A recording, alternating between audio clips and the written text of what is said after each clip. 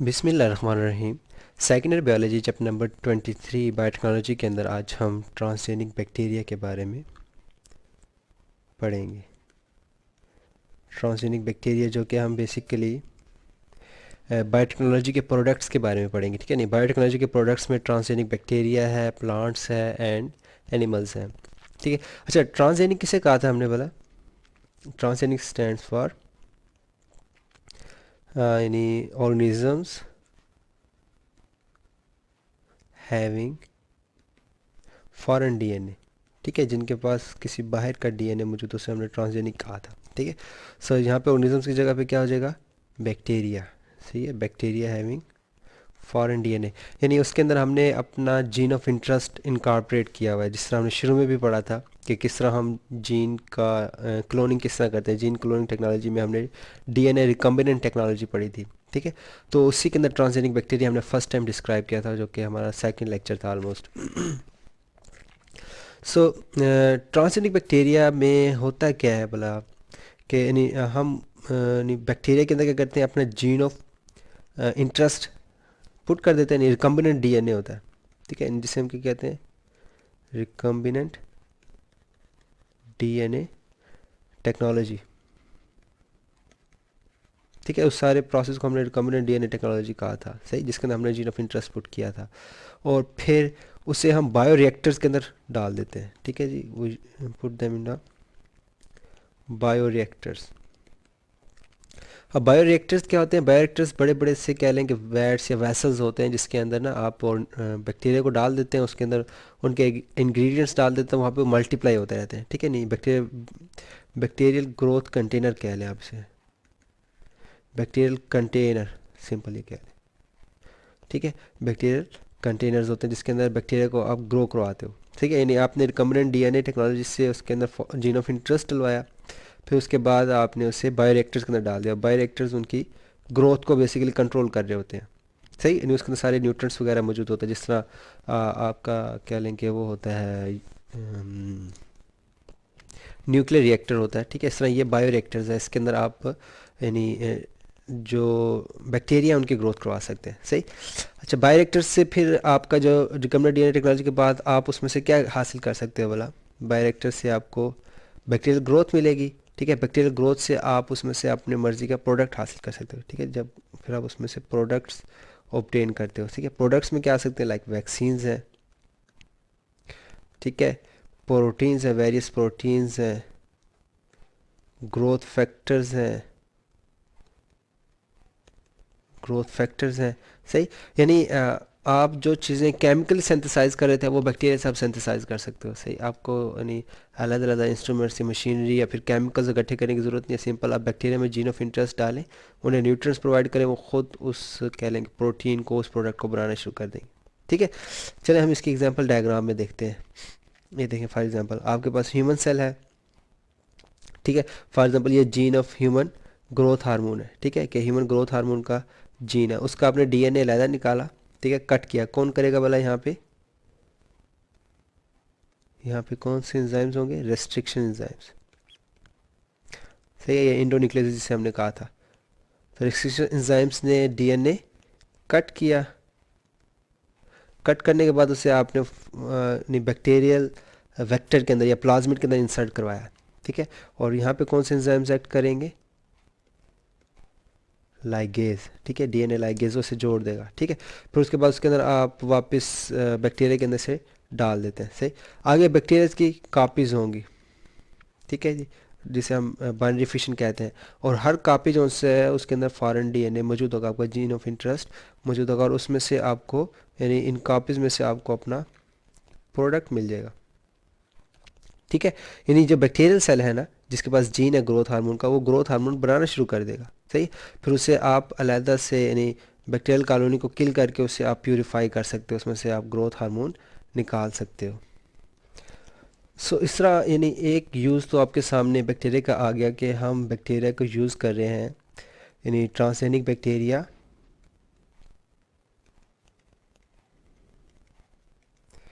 For production of vaccines, ठीक है जी। Vaccine के अलावा प्रोटीन्स हो गया, जिस तरह हार्मोन्स, ठीक है, इस तरह कुछ फैक्टर्स होते हैं, लाइक ग्रोथ फैक्टर्स हो गए या फिर क्लॉटिंग फैक्टर्स हो गए, फैक्टर्स, सही। और इसके अलावा क्या बना सकते हैं आप, डिफरेंट प्रोडक्ट्स हैं, ठीक है जी, और डिफरेंट, ठीक है जी, या एंड कर दें, एंड डिफरेंट प्रोडक्ट्स आप इससे ऑब्टेन कर सकते हैं, सही। अच्छा, ट्रांसजेनिक बैक्टीरिया का एक और बेनिफिट है जो कि हम यूज़ करते हैं प्लांट्स के लिए, ठीक है। ट्रांसजेनिक बैक्टीरिया इज़ आल्सो, अच्छा ये वैक्सीन बनाने का प्रोसेस है, ठीक है, कि हमने क्या किया कि डीएनए वैक्सीन ली, ठीक है। अब वैक्सीन क्या होती है बोला, वैक्सीन इज़ अ किल्ड और अटेनुएटेड, ठीक है जी, ये शायद आपने पढ़ा हो स्टेटमेंट, किल्ड और अटेनुएटेड पैथोजिन होते हैं, या पार्ट ऑफ पैथोजिन होता है, ठीक है जी, पैथोजिन और पार्ट ऑफ पैथोजिन, पैथोजिन, सही। किल्ड और अटेनुएटेड पैथोजिन और पार्ट ऑफ पैथोजिन जो कि बॉडी के अंदर हम इंट्रोड्यूस करवाते हैं ताकि उसके खिलाफ क्या बोले, इम्यूनिटी यानी एंटीबॉडीज़ बन जाए, ठीक है जी, इंट्रोड्यूस इनटू द बॉडी,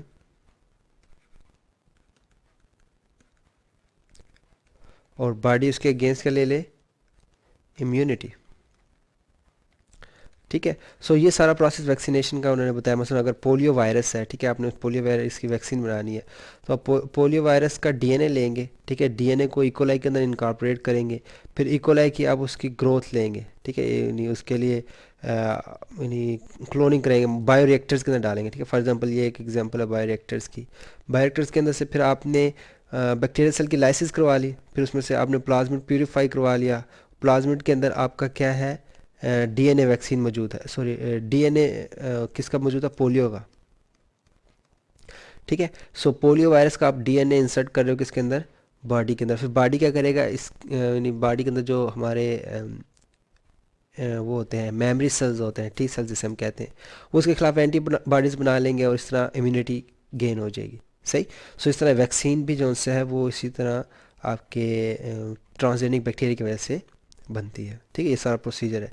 अच्छा, इसके अलावा जो बैक्टीरियाज हैं ये प्लांट्स के लिए भी यूज़ होते हैं, बैक्टीरिया इन प्लांट, या ट्रांसजेनिक बैक्टीरिया कर लें, ट्रांसजेनिक बैक्टीरिया इन एग्रीकल्चर कर लें, क्योंकि आपको पता है कि पाकिस्तान में ज़्यादातर यानी काश्तकारी है, काश्तकारी पे इंसार होता है। सो ट्रांसजेनिक बैक्टीरिया में प्लांट्स पे बहुत अच्छा कह लेंगे इंप्रेशन होता है। एक एक इनका जो यूज़ है वो ये है कि ये आइस क्रिस्टल्स नहीं बनने देते, ठीक है, यानी जो ट्रांसजेनिक बैक्टीरिया है, क्योंकि जब ज़्यादा टम्परेचर गिरता है सर्दियों में ख़ास तौर पर, ठीक है, तो बर्फ़ बनना शुरू हो जाती है पत्तों में ना, तो उसकी वजह से फिर प्लांट डिस्टर्ब होता है, इवन डेड भी हो सकता है। सो ट्रांसजेनिक बैक्टीरिया जो है वो इनहिबिट कर सकते हैं, इनहिबिट आइस क्रिस्टल फॉर्मेशन, ठीक है, इनहिबिट आइस क्रिस्टल फॉर्मेशन, सही। कि आप यानी जो फॉर्मेशन को प्रमोट करते थे उसके आपने जीन को इन्वर्ट किया, ठीक है, उसके जगह पे आपने नॉर्मल जीन प्लेस किया जो कि आइस को यानी डी फ्रीजिंग की तरफ ले जाएंगे, ठीक है, तो फिर वो यानी जब सख्त सर्दी आएंगी उस टाइम पे वो बैक्टीरिया जो है वो प्लांट का साथ देंगे कि वो आइस क्रिस्टल्स ना बनाए, ठीक है, तो एक एग्जांपल इसकी ये भी है। इसके अलावा कुछ बैक्टीरिया जो से हैं उसके अंदर आपने insect toxins, insects toxins genes आप डाल देते हैं उस बैक्टीरिया के अंदर, ठीक है, इंसेक्ट टॉक्सिन्स जीन्स इनकॉर्पोरेटेड कह लें इन बैक्टीरिया, ठीक है। इंसेक्ट टॉक्सिन्स जीन है तो ज़ाहिर बात है क्या करेगा कि जो कीड़े मकोड़े होते हैं, ख़ासतौर पर जो होते हैं ना मीठे पौधे, तो उन पे कीड़े लग जाते हैं, ठीक है, उनसे ये बचाएगा। सो इनकॉर्पोरेटेड बैक्टीरिया जो कि क्रिएट रेजिस्टेंस अगेंस्ट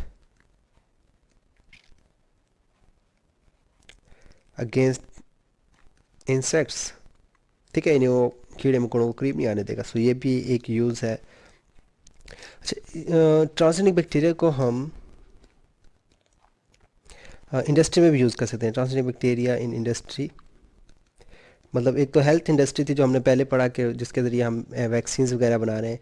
इसके अलावा भी इंडस्ट्री के अंदर फॉर एग्जांपल बायोफिल्टर्स बनते हैं। ट्रांसजेनिक बैक्टीरिया जो से हैं वो बायोफिल्टर्स का काम करते हैं। ठीक है, कि आपने किसी चीज़ की फ़िल्ट्रेशन करनी है तो उसके आप जीन्स के अंदर इस तरह के एंजाइम्स डाल देंगे जो उसकी फ़िल्ट्रेशन में हेल्प करे। ठीक है, तो आपको यानी अलग से कोई केमिकल रिएक्शन करवाने का ज़रूरत नहीं पड़ेगी। इसके अलावा जो ट्रांसजेनिक बैक्टीरिया हैं ये सल्फ़र को रिमूव करते हैं कोल में से। ठीक है, कोयले में से सल्फ़र रिमूवल फ्रॉम कोल, उसमें भी हेल्प कर सकते हैं। ठीक है, क्योंकि सल्फ़र यूज़ कर सकते हैं और यूज़ करने के बाद कोयल जो सा प्यूरीफाई होता रहेगा। सही। सो यानी बजाय हम कोई इंडस्ट्री के अंदर कोई और केमिकल प्रोसेस निकालें जिसके बाय प्रोडक्ट्स बने मज़ीद पोल्यूशन काज करे। ठीक है, तो हम क्यों ना इस तरह के यानी कह लेंगे बायोलॉजिकल प्रोसेस जिसके अंदर बैक्टीरिया यूज़ हो रहे हैं उनको यूज़ करें। उनकी वजह से फिर क्या पोल्यूशन मज़ीद नहीं बढ़ेगी। अदरवाइज़ ये होता है कि अगर आपने एक को प्यूरीफाई करना है तो दूसरे वेस्ट में जा रहे होते हैं। ठीक है, दूसरा वेस्ट प्रोड्यूस होना शुरू हो जाता है जिसकी वजह से पोल्यूशन हो जाती है। तो बैक्टीरिया का यूज़ करने का फ़ायदा ये है कि एक किस्म का ये कह लेंगे पोल्यूशन को कंट्रोल करता है। सही, जिस तरह बायोफिल्टर्स है, बायोफिल्टर्स के अंदर ये कार्बन डाइऑक्साइड को एमिशन को कम करता है। ठीक है, कार्बन डाइऑक्साइड एमिशन कंट्रोल के तौर पर यूज़ करते हैं हम इसे। ठीक है, जो बड़ी बड़ी चिमनीज़ होती हैं उसके अंदर आप इसे इस्तेमाल कर सकते हैं कि आप बैक्टीरियल की एक ऐसी लेयर बनाएं जो कार्बन डाइऑक्साइड को यूज़ करती जाए। सही है। और आप बैक्टीरिया जो ट्रांसजेनिक बैक्टीरिया इनसे आप बायोकेमिकल कह लें कि केमिकल्स ऑर्गेनिक केमिकल्स बना सकते हैं। ठीक है जी, ऑर्गेनिक केमिकल्स प्रोडक्शन है। सही, कि बहुत से केमिकल्स ऐसे हैं जिन्हें आपको केमिकली सिंथेसाइज करना पड़ता है और उसके अंदर वेस्ट प्रोड्यूस होता है, नहीं उसकी वजह से पोल्यूशन होती है। तो उसके उसकी जगह पे आप ट्रांसजेनिक बैक्टीरिया रख सकते हैं। फॉर एग्जांपल एक आस्पर्टेम। ठीक है, ये स्वीटनर होती है। जो शुगर के पेशेंट होते हैं ना वो नॉर्मल चीनी नहीं खा सकते जो हम इस्तेमाल करते हैं जिसे हम टेबल शुगर कहते हैं। ठीक है, वो नहीं खा सकते। तो फिर उनके लिए एक आस्पर्टेम नाम की ना आर्टिफिशियल स्वीटनर कहते हैं वो यूज़ होती है। ठीक है, इधर डाईपेप्टाइड स्वीटनर होती है। और ये जेनेटिकली इंजीनियर जो से ना बैक्टीरिया वो बना रहे थे, produce by genetically engineered bacterias. सही। सो इस तरह भी आप जेनेटिक इंजीनियरिंग जो है वो इंडस्ट्री को सपोर्ट करिए। ठीक है, और ट्रांसजेनिक बैक्टीरिया इन इंडस्ट्री है ये, सॉरी। ठीक है, ये फार्मास्यूटिकल इंडस्ट्रीज़ के अंदर एस्पर्टेम जो सी बनती है शुगर पेशेंट्स के लिए। इसके अलावा एक और कंपाउंड जिसे हम फिनाइल एलानीन कहते हैं। Phenyl alanine, sorry.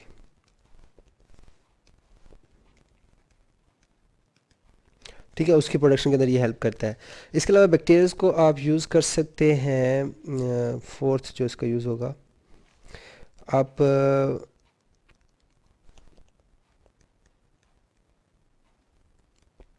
Copper extraction के अंदर। ठीक है जी, कॉपर या मेटल एक्सट्रैक्शन के अंदर आप इसे यूज़ कर सकते हैं। लेकिन इसका डिसएडवांटेज क्या है, बुक में नहीं लिखा हुआ लेकिन आपको मैं डिसएडवांटेज बता दूं इसका होता है क्या है डिसएडवांटेज। मतलब आपने इंडस्ट्री लगाई, फिर आप चाहते हैं कि वहाँ पे बायोफिल्टर्स यूज़ करें या बायोलॉजिकल प्रोसेस यूज़ करें ताकि वेस्ट प्रोड्यूस ना हो या पोल्यूशन ना हो। तो डिसएडवांटेज क्या है, इट इज़ कॉस्टली। ठीक है, कि ये बहुत ज़्यादा कॉस्टली हो जाता है। इवन बाज़ का ये होता है कि आपने इंडस्ट्री लगाई है उसकी वेस्ट मैनेजमेंट में जो प्लांट लग रहा है तो उसके एक्सपेंसेस जो से इंडस्ट्री के प्रॉफिट से ज़्यादा हो जाते हैं। सही। सो इसलिए इस पे काम बहुत स्लो हो रहा है। लेकिन आहिस्ता आहिस्ता जो जो टेक्नोलॉजी एडवांस हो रही है तो ये ऐसा ऐसा इनके कह लें कि डिफरेंस जो सा वो कम होता जाएगा। ठीक है, सो ये कॉस्टली बहुत पड़ते हैं वेस्ट मैनेजमेंट में। अच्छा, इसके अलावा एक और यूज़ जो बैक्टीरिया का हमने अभी तक नहीं स्टडी किया वो है वेस्ट मैनेजमेंट। कि आप बैक्टीरियाज को वेस्ट मैनेजमेंट के अंदर हेल्प कर सकते हैं। ठीक है, कि यानी बहुत से और ऐसे पाँच यूज़ हो जाएगा waste waste management. So for example polythene के बैग होते हैं। ठीक है, जिसे आप शॉपिंग बैग शॉपर कहते हैं, शॉपिंग बैग कहते हैं। सही। इस तरह और भी जो कह लें कि प्लास्टिक की चीज़ें होती हैं, प्लास्टिक। ठीक है, इनकी जो सी होती है ना हाफ़ लाइफ बहुत ज़्यादा होती है, मतलब बहुत अरसे बाद जाके डिग्रेड होते हैं। तो इनकी डिग्रेडेशन को अपग्रेड करने के लिए बूस्ट करने के लिए भी हम जेनेटिकली इंजीनियर्ड बैक्टीरिया यूज़ करते हैं। ठीक है, ताकि वो इसको डिग्रेड कर सके। तो इस तरह वेस्ट मैनेजमेंट में भी बैक्टीरिया का बहुत बड़ा रोल है। प्लास्टिक डिग्रेडेशन, इसके अलावा जो ऑयल स्पिल्स होते हैं, ठीक है, ऑयल स्पिल्स ऑफ या इन सी कह लें कि बाज़ दफ़ा क्या होता है कि जो टैंकर्स होते हैं जो ऑयल लेके जा रहे होते हैं या लेके आ रहे होते हैं, वो लीक अप हो जाते हैं, या फिर कोई बाज़ ऐसे कह लें कि ऑयल मिल्स होती हैं जो कि पानी के अंदर लगी होती हैं, ठीक है, तो उसकी वजह से भी ऑयल जो सा वो लीक होता रहता है और पानी के अंदर आता रहता है, तो वो इन डेंजर होता है किसके लिए, जो स्पीशीज़ पानी के पानी में ज़िंदा रहने वाले जानदारों के लिए ख़तरनाक होता है, इवन जो ह्यूमंस हैं उसके करीब करीब उनके लिए भी ख़तरनाक है, ठीक है। तो उन उस ऑयल को भी डिग्रेड करने के लिए जेनेटिकली इंजीनियर्ड बैक्टीरिया यूज़ होते हैं ऑयल स्पिल्स इन सी को क्लियर करने के लिए, ठीक है, या डिग्रेड डिग्रेड करने के लिए, ठीक है जी। Genetically engineered engineered bacteria use होते हैं, सही। सो इस तरह यानी बैक्टीरियाज के बहुत ज़्यादा बेनिफिट्स हैं, ह्यूमन हेल्थ से लेकर फिर आपके वेस्ट मैनेजमेंट में आ जाएं। वेस्ट मैनेजमेंट के बाद बायोफिल्टर्स बना रहे हैं हम, प्लांट्स के अंदर इसका रोल है, एग्रीकल्चर के अंदर, फिर आपके मेटलर्जी के अंदर, मेटल्स के एक्सट्रैक्शन के अंदर रोल है, कोयले के अंदर हम इसे इस्तेमाल कर सकते हैं। इसके अलावा वेस्ट मैनेजमेंट में बहुत ज़्यादा इसका इस्तेमाल हो सकता है, ठीक है, और इस पर मज़ीद काम हो रहा है क्योंकि ये अभी नई टेक्नोलॉजी है और आहिस्ता आहिस्ता मज़ीद एडवांस होगी, ठीक। यानी हम इससे वैक्सीन, इंसुलिन और बहुत सी बीमारियों के हम इसके इलाज इसमें से निकाल रहे हैं। सो ये हो गया आज का हमारा टॉपिक, जेनेटिकल इंजीनियर्ड बैक्टीरिया, जिसे हमने ट्रांसजेनिक बैक्टीरिया कहा था। अगले लेक्चर के अंदर हम ट्रांसजेनिक प्लांट्स के बारे में बात करेंगे।